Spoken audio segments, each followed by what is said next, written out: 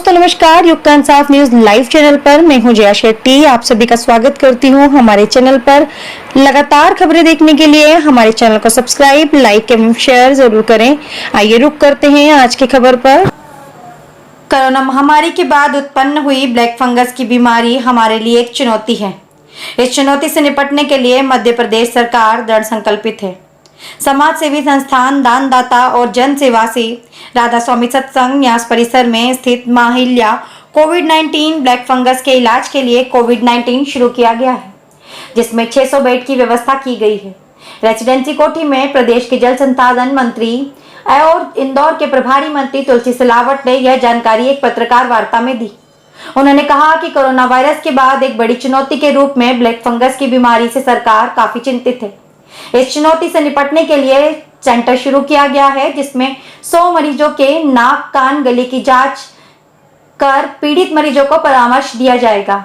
सांसद शंकर लालवानी ने पत्रकारों से चर्चा करते हुए कहा कि कोविड-19 की तीसरी लहर का खतरा भी मंडरा रहा है। इसका असर बच्चों पर पड़ने की आशंका व्यक्त की जा रही है। मुख्यमंत्री शिवराज सिंह चौहान ने इस महामारी से निपटने के लिए अलग से कोविड-19 सेंटर खोलने की घोषणा की है।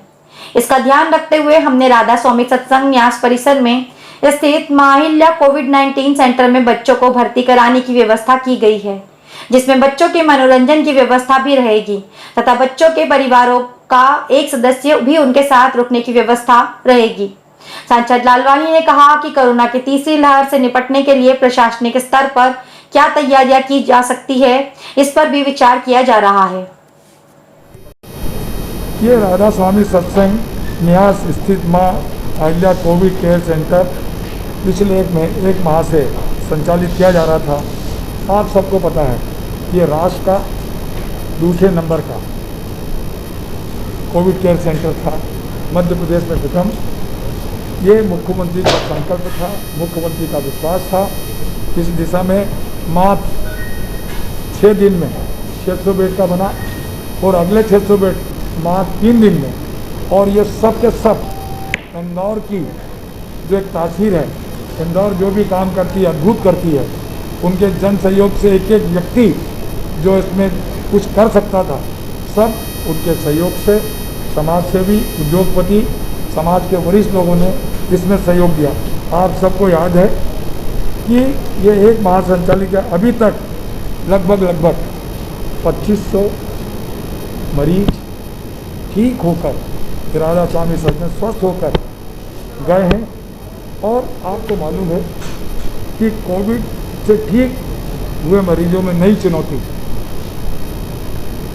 नया चिंता का विषय जो आपको देखने में आ रहा है, जिसे ब्लैक फंगस कहते हैं। खून का थक्का जम जाना एवं अन्य प्रकार की मेडिकल परेशानियां निकल कर सामने आ रही है।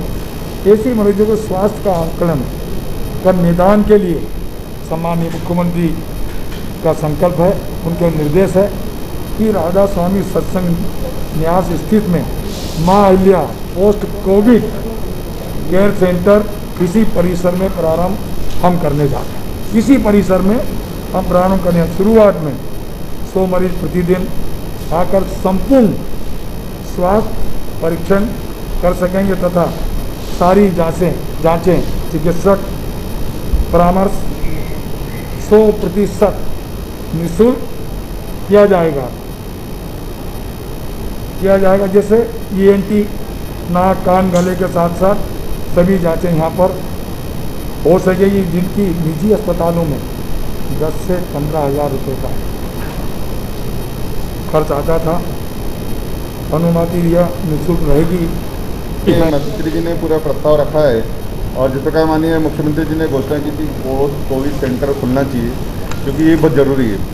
और उसमें उन सभी बातों का ध्यान रखा गया जैसे माननीय मंत्री जी ने कहा जो आवश्यक है, यहाँ तक कि योगा हो, फिटनेस हो, सब बातों का ध्यान डॉक्टर साहब आपको पूरी डिटेल में जानकारी देंगे। इसके साथ साथ एक चीज़ और जो आने वाले दिनों में हमको ऐसा लग रहा है कि जो खास करके बच्चों में या कि ऐसा लग रहा है कि जो तीसरी लहर का असर बच्चों में रहेगा, हमारे यंगस्टर में रहेगा, उसके लिए भी वहाँ पर कोविड सेंटर में एक व्यवस्था अलग से चाहिए, बच्चों के लिए अलग, बच्चों के लिए।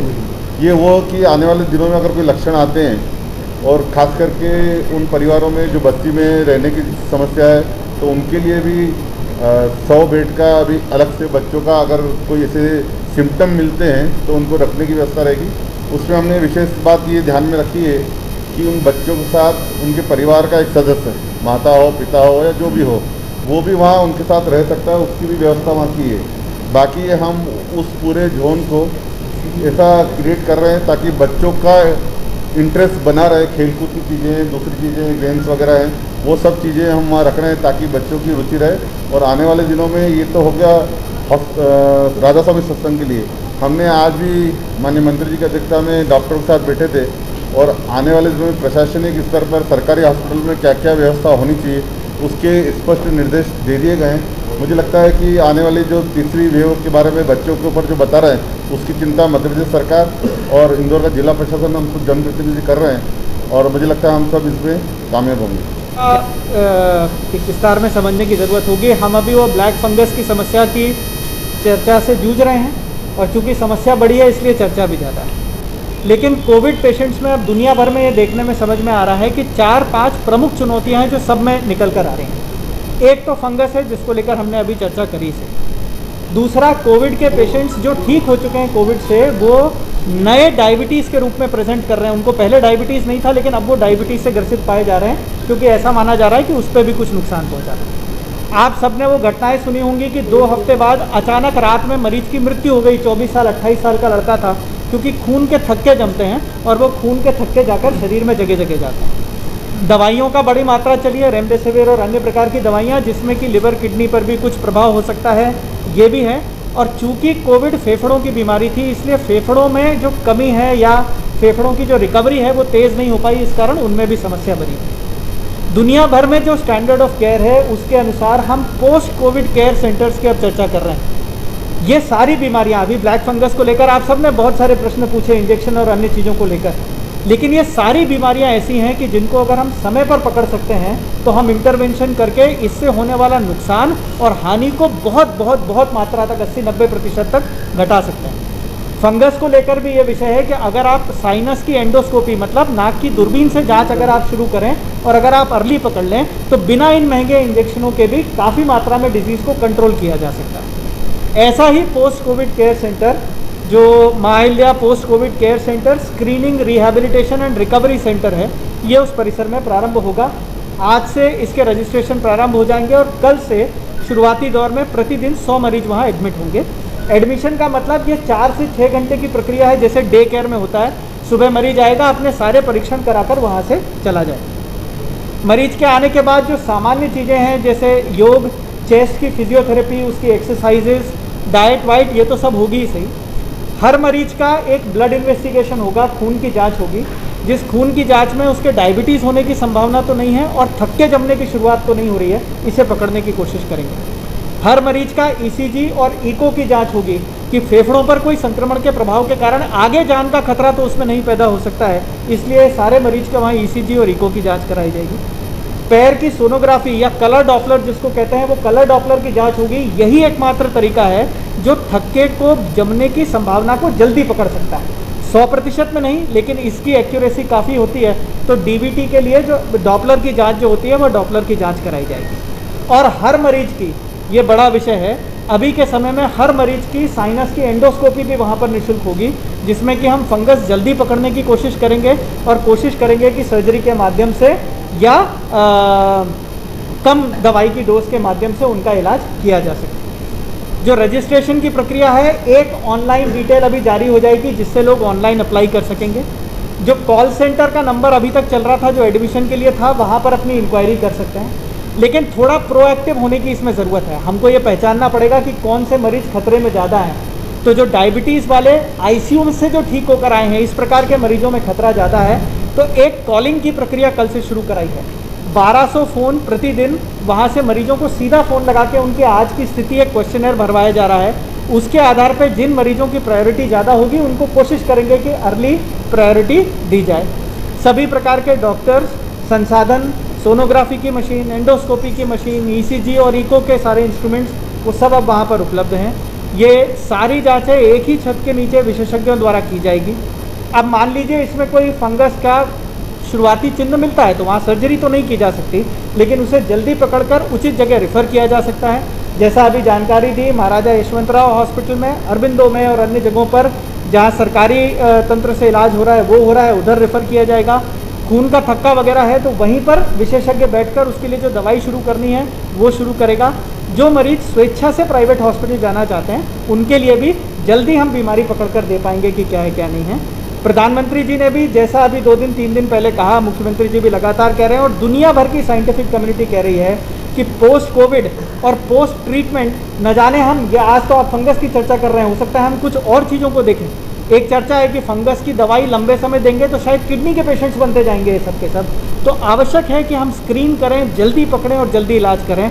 जो अभी फंसे हैं उनको तो उससे कोई लाभ नहीं है, लेकिन बहुत संख्या में हम लोगों को वहाँ पर इन बीमारियों में फंसने से मतलब जांच होगी, सिर्फ एडमिशन वाला सिस्टम सिर्फ जांच तक है और फिर रिफर कर देता है। डे केयर का अर्थात होता है कि सुबह से शाम तक वहाँ पर रहेंगे और अगर इसमें कुछ पाया जाता है तो सर्जरी लगेगी। वहाँ सर्जरी तो हो नहीं सकती, उसके लिए अस्पताल ही शुरू किया जाएगा। कोई शुल्क नहीं रहेगा, ये 100% निःशुल्क है। एक एंडोस्कोपी सामान्यतः 2500 से 4000 बाहर कॉस्ट करती है। सोनोग्राफी की जांच आप सब जानते हैं कि 2-1000 कॉस्ट करती है। ब्लड का पूरा प्रोफाइल है। रूटीन कोर्स में बाहर कराएं तो 10-12 हज़ार 15 हज़ार की जांचें भी होंगी और अलग अलग जगह भटकना भी पड़ेगा। तो बेसिक यूएसपी है कि एक ही जगह 4-6 घंटे के अंतराल में ये सारी जांचें करते हैं।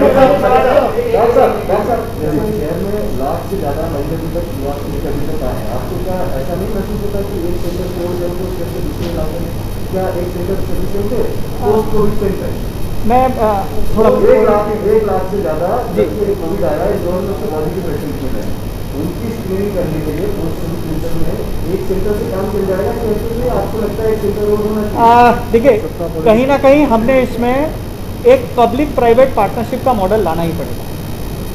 ऐसा जो अस्पतालों के सेटअप है, जैसे एमवाई हॉस्पिटल में भी, अरबिंदो में भी ये सब सुविधाएं उपलब्ध हैं और वहाँ पर भी स्क्रीनिंग की जा सकती है। ईएनटी के जो डॉक्टर्स होते हैं जो कि प्रमुख रूप से साइनस देखते हैं, उनकी एक बैठक हुई है और ईएनटी के डॉक्टर्स ने सहमति दी है कि वो अपने शुल्क को 1/4 से भी कम कर शहर पे 17-18 जगह पर अलग अलग जगहों पे स्क्रीनिंग शुरू करेंगे। स्वाभाविक रूप से सभी कुछ अगर एक जगह करना है तो उसके लिए बड़ा तंत्र लगता है, तो यहाँ एडवांटेज है कि सब कुछ एक में हम स्क्रीन कर पाएंगे। और इसलिए मैंने पहले दोहराया कि कहीं ना कहीं मेडिकल टीम को निर्णय लेना पड़ेगा साहब, जांच किसने क्या करनी है ये तो डॉक्टर तय करेगा। तो इसलिए हमको मरीजों का एक क्वेश्चनर भरवा रहे हैं कि हमको ये समझ में आएगा कि यार इसको संभावना ज़्यादा है, ये फंस सकता है।